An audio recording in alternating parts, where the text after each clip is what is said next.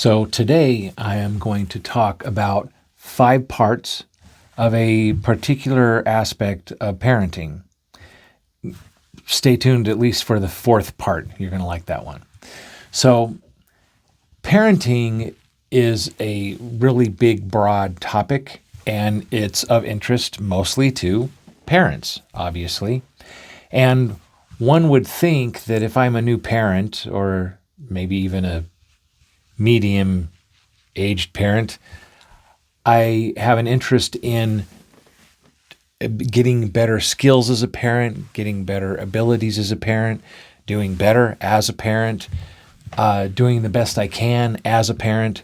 And so what we look for are parenting books, programs about parenting, asking advice about parenting specifically. So what I'm going to talk today about is parenting as it pertains to the fact that parenting doesn't have anything to do actually with parenting. Parenting is not parenting. Okay, that's going to sound really odd. Parenting is not about parenting, at least. And there are 5 aspects to that concept, that parenting is not about parenting. So if we want to work on becoming a good parent or improving our ability to be a good parent, then stay tuned for these 5 things. So first of all, to kind of illustrate my thoughts around the idea that parenting is not about parenting, if parents didn't know fundamentally from their core how to parent, the human race would not have survived probably at any juncture throughout the Homo sapiens existence, much less recently. So it's possible to be a parent and to be a rather healthy parent without necessarily knowing perfect parenting skills. And again, the concept of this particular podcast is that parenting is not about parenting. Okay, so number 1, you brought these children into the world. It was your decision. So me, I'm a parent. I have 6 children. So my wife and I, it was our decision to bring these children into the world. It wasn't theirs, which means they don't owe us anything. Your child doesn't owe you anything. They don't owe you good grades. They don't owe you good behavior. They don't owe you to be a reflection of what you hoped they would be, or what you're wanting them to be, or that somehow they're connected to you in such a way that they're an outgrowth of you. Because you made the decision to bring them into this world means now your life belongs to them, not the other way around. Now, how is that about that it's not about parenting? Well, if I brought children into the world and I kind of had it in the back of my mind, oh, isn't this going to be amazing for me? Isn't this going to be interesting for me? Isn't this going to be a fulfilling life for me? All of those things are self-focused.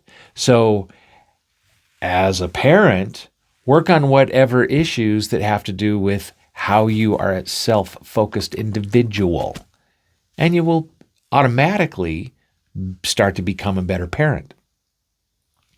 But as long as we're focused on the idea that we brought a child into this world and therefore fill in the blank, in terms of expectations from them, then we're coming from a place that's self-focused and not them-focused. Okay, so the next one is when you are irritated, any kind of parenting skills are out the window.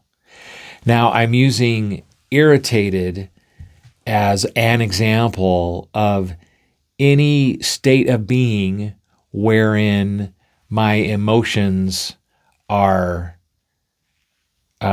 something less than positive, something less than just sort of happy, serene, going along through life with an emotional equilibrium.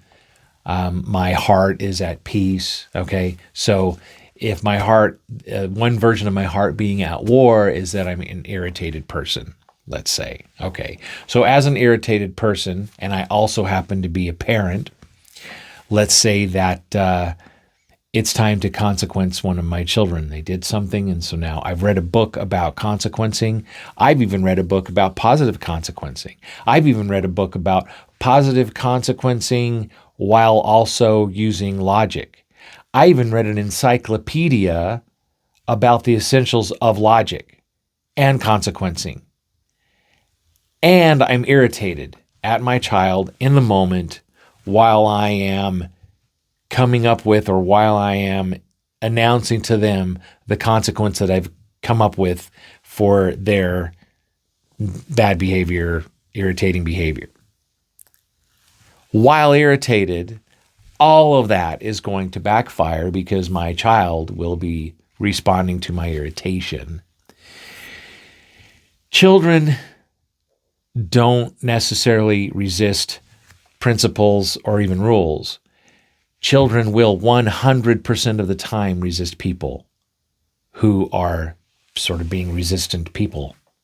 And one way that I can be a resistant person in life towards others is be annoyed at them, annoyed by them, be an annoyed person having to do with them. So again, it comes down to me and just my own personal issues. I can read books about reducing being an annoyed person. That's kind of a long title for a book, but I could go track that particular book down. Be less annoyed. Work on my personal issues so that things don't annoy me so much. I can look up an article on that. I can work on me in terms of how I walk around in life, having blaming emotions, having enough triggers that things annoy me. A child can tell if their parent is annoyed at them while listening to them, while consequencing them, again, while trying to be logical with them. A child will struggle with the emotions coming from the parent, not what the parent is trying to do in terms of parenting. So here is the fourth one. Respect is earned. It doesn't matter that you have the opinion that because you're somebody's elder, you need to be respected by them. Respect your elders. Respect your teachers. Respect the principal. Respect any adult. Respect people that think they need to have respect. It doesn't work that way. Not in the consciousness of a young person. In the consciousness of a young person, they are looking for, they're hoping for, they're happy to find people to respect, people to choose as a mentor, people to be interested in what they have to say. They are happy to look for help. It's natural to a child, even an adolescent child, a teenage child, by the way, which I've spent 32 years working with as a professional. Teenagers are looking for people that could be helpful to them. They don't need to be told that they have to respect these people. That will actually trigger result in them wherein now they that practically feel disinvited to respect the adult. So again, if I am a person, not a parent, if I'm a person person who believes I should be respected because of my position, because of my age as compared to somebody else, because of some level of intelligence I think I have, if I feel like I need to be respected, then that is about me. I am self-focused. So again, I could go find a book on relieving oneself of the general disposition that one must be respected by all other humans younger than one. Again, long title for a book, but I could go track that down. Now, as it translates into parenting, if I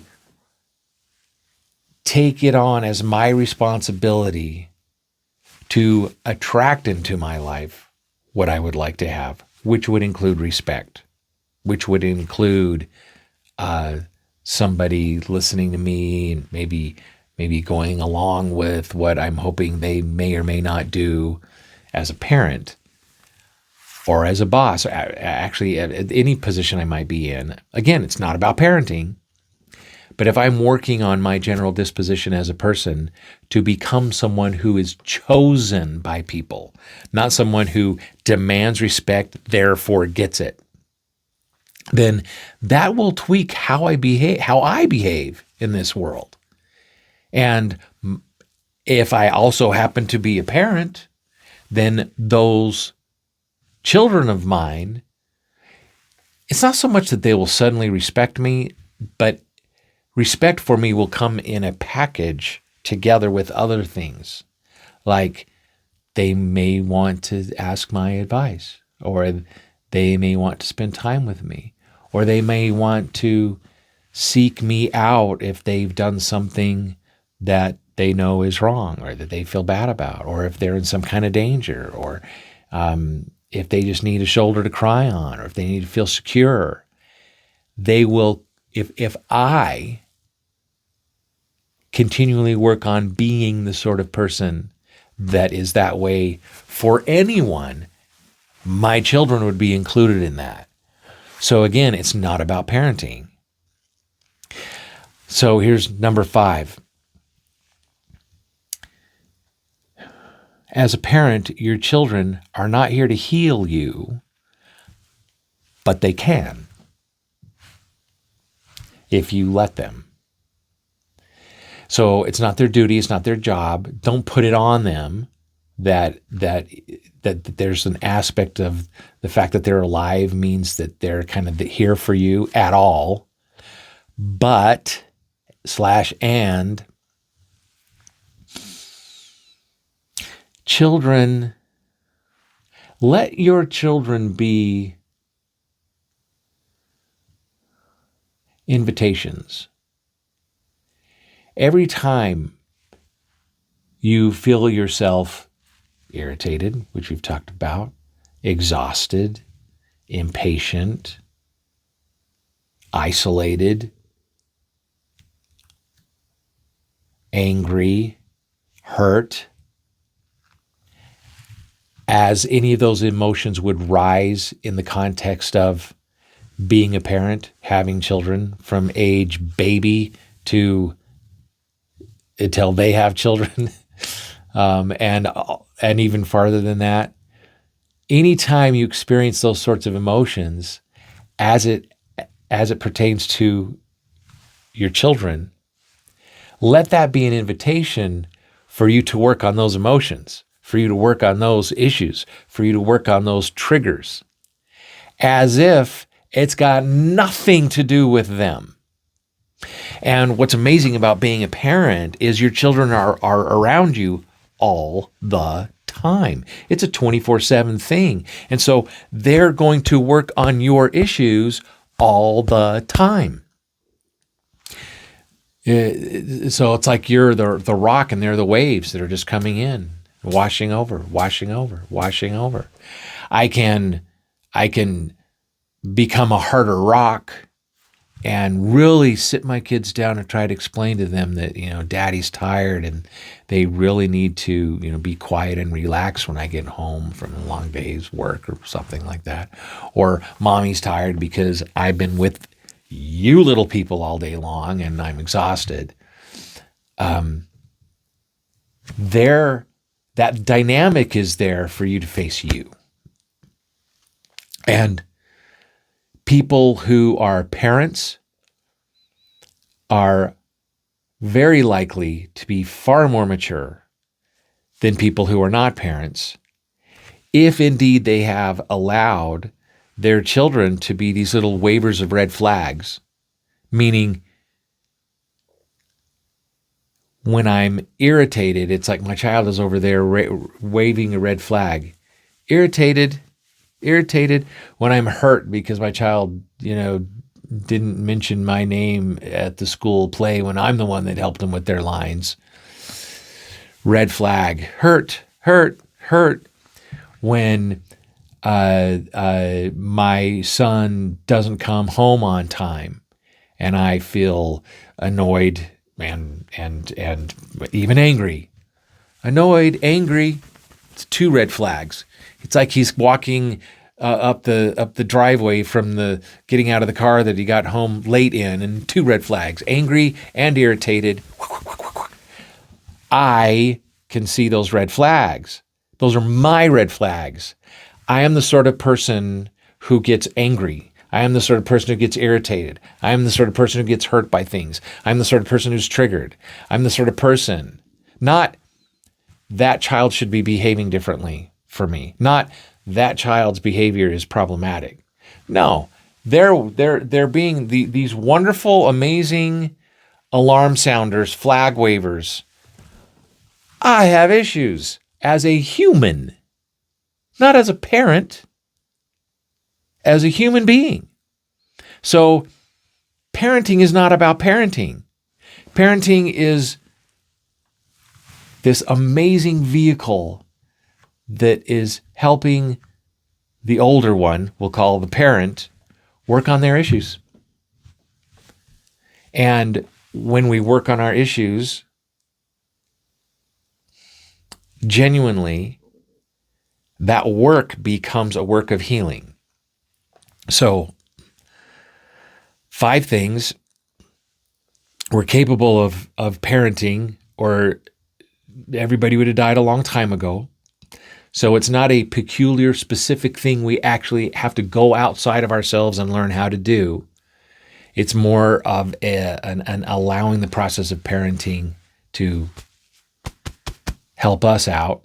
Okay, so we're capable of parenting. Don't need to be an expert in it. I don't need a PhD in it. Can you imagine if there were never any parenting experts ever, like in this day and age, no parenting expert, no book on parenting? Where would we all just be dead? Anyway, okay, so I don't need to be an expert. 2, I brought them into this world. They don't owe me a thing. It's actually reversed. I owe them everything. 3, when I'm irritated and or any other emotion that kind of has this blaming aspect to it, then no amount of positive, wonderful skills that I may have learned from parenting books are going to be helpful. It's going to be the opposite. 1, respect is earned. I can be chosen. That's 4. Sorry. 5, I can let the process of being a parent heal me and address me. So all 5 of these things I could have brought up outside the context of parenting, because becoming better at parenting is not about becoming better at parenting. It's about healing and becoming the